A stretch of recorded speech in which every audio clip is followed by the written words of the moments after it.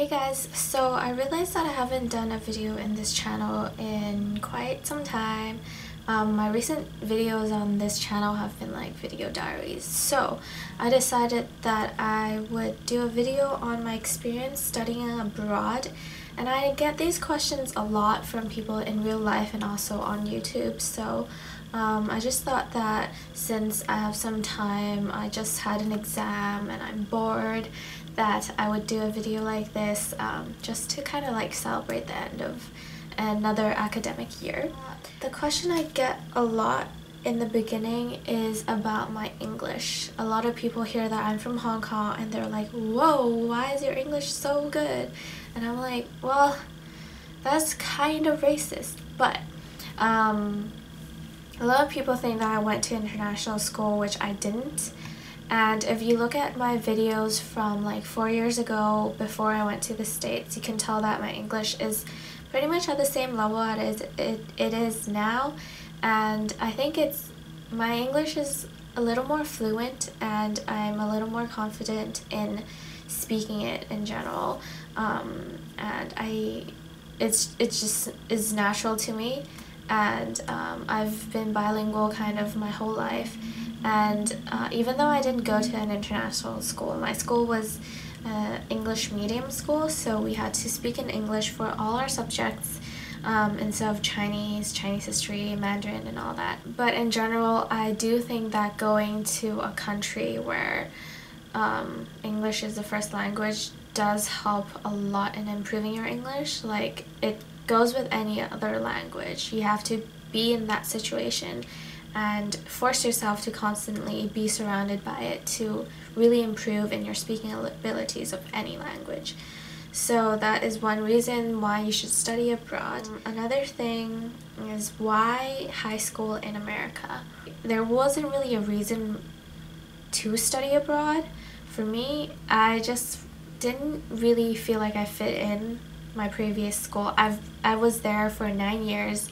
I was with pretty much the same people. I have my 5 close friends. I was not involved in school. It was between school, dance, and home, and those were like my 3 like active places. So it was quite like an uninteresting life for me because I was not involved. I was shy and all that. So I decided that I wanted to change an environment, and I was born in the States. And I have family in the States, so I was like, I feel closer to the States than I do the UK. So I applied to the Bay Area because that's where my family is, and it's easier for my parents to send me over if they know that my aunt is there to be my guardian and to look after me. So they let me apply, I got in, and I actually went. And let me just tell you, it was the best decision of my life. Like, the most important decision of my life so far was going to boarding school in the States. And it is a really small school. Only 50 people were boarders, and there were like 300-400 people in the whole high school and middle school.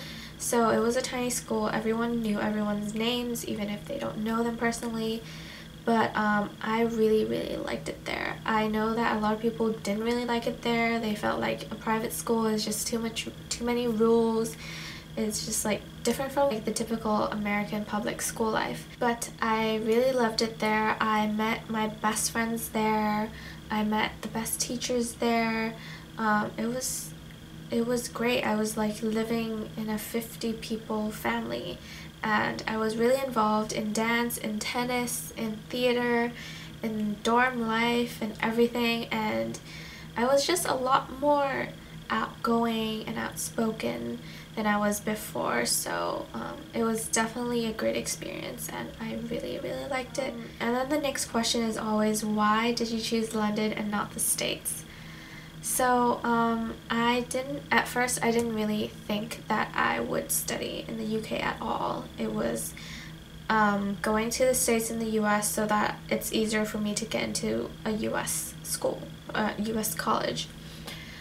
But my mom told me that I should try different things and just like have an extra option of schools to choose from. So I applied to London and to other places in the UK, and turns out I got into schools in LA and in London and other different schools, but those were my top two choices. And London just seems so exciting to me because I've never been to Europe before this.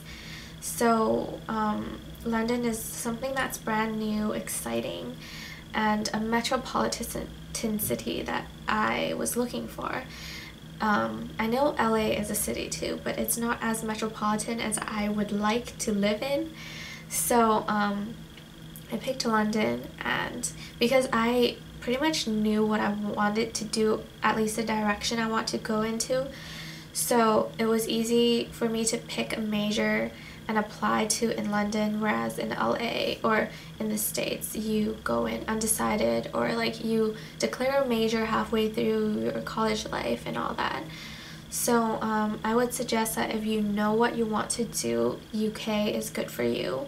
But if you are still unsure, you still want to explore more, then go to the States because you have the freedom to do that during your college years. I do feel like studying abroad really changed me as a person. Like, I was a better person after studying abroad.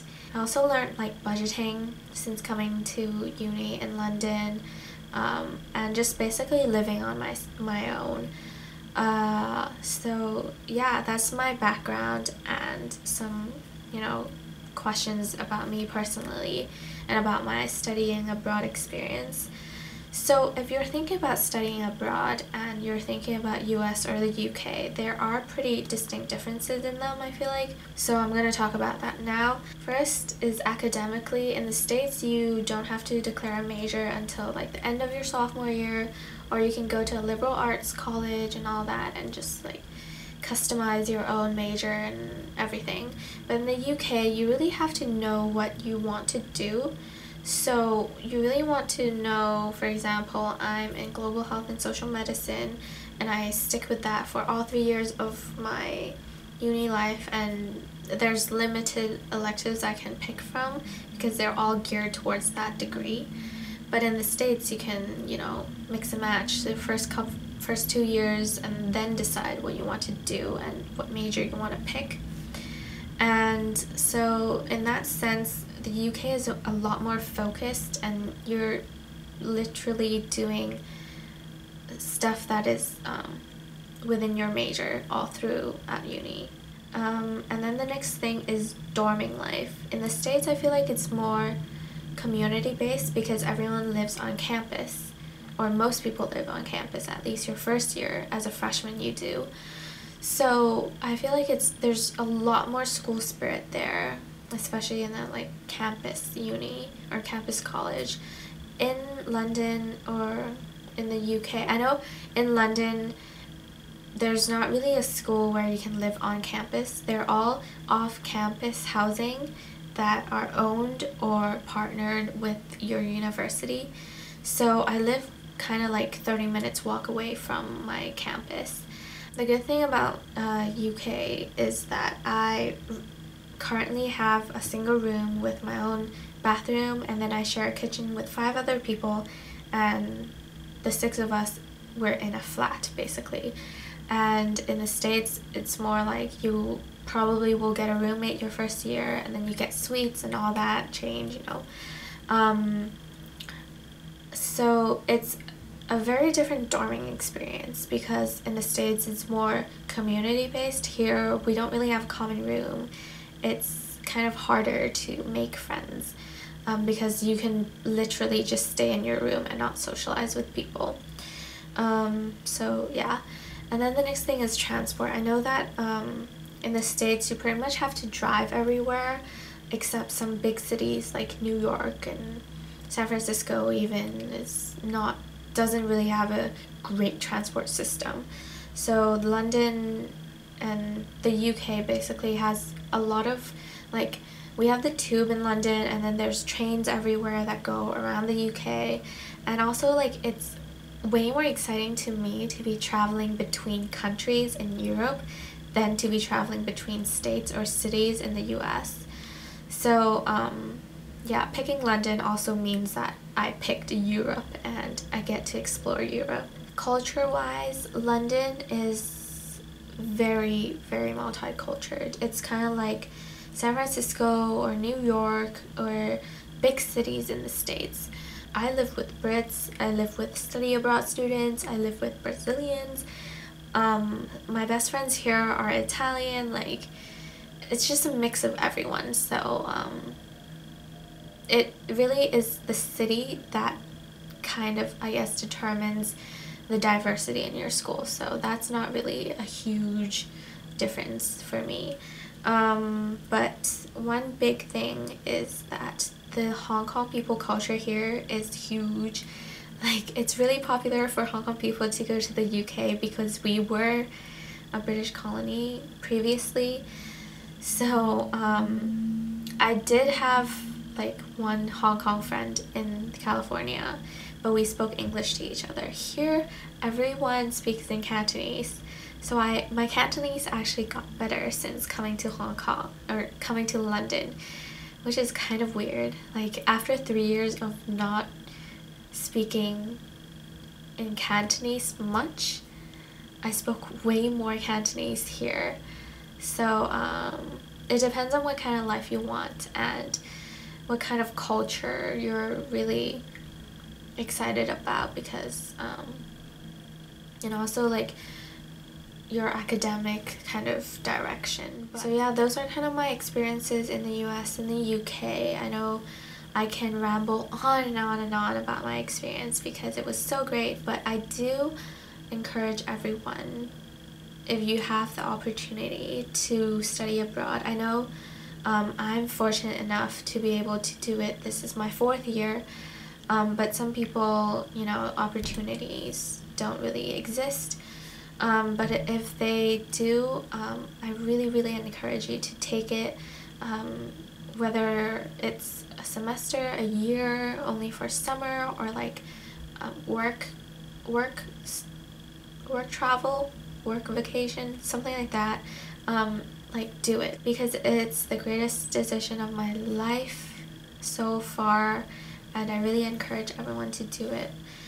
I hope this video helps out some of you guys if you're indecisive about studying abroad or kind of want something new to your boring academic life. So yeah, I hope you guys enjoyed this kind of chatty video, kind of informational video, and leave comments below if you have any questions about my experience personally or about UK or US study abroad experiences. Yeah, just leave a comment below and I'll get back to you. I hope you guys enjoy this video, and I'll see you later. Bye!